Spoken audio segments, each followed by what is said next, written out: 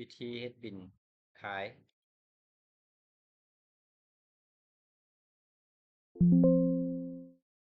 เข้าโปรแกรม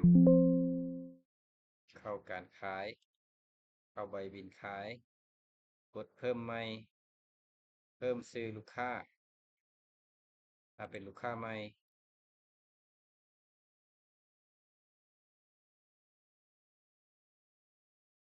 ใส่รหัสใส่ชื่อใส่ที่อยู่เลขประจำตัวผู้เสียก่อนเขียน TIN tax ID number ซะนี้แล้วเขียนเลขประจำตัวซะนี้12ตัวเลขแล้วกดบันทึกวิธีเพิ่มลูกค้าใหม่ถ้าลูกค้าที่มีอยู่แล้วเข้ามาแล้วกดเสาหาซื้ออยู่นี่ตัวอย่างงานน้ำก้อนหนองไฮมีซื้ออยู่นี่แล้วแล้วก็คลิกเอา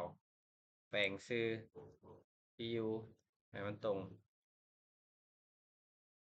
หลังจากนั้นเลือกรายการสินค้าเขียน TAX ใส่ห้อง ID กด Enter เลือกเอาตัว1 ปีเลือก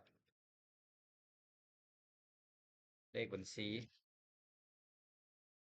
ใส่ตัวที่02เคสนี่สิธนาคารการค้ากีบเลขบัญชีไผแปลงใส่ชื่อห้องผู้อำนวยการนิกกร 10% กดอัปเดตบันทึกพรีวิว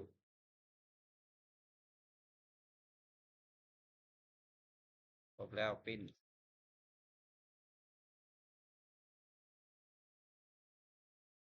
สำเร็จวิธีเฮ็ดบิลขายจบ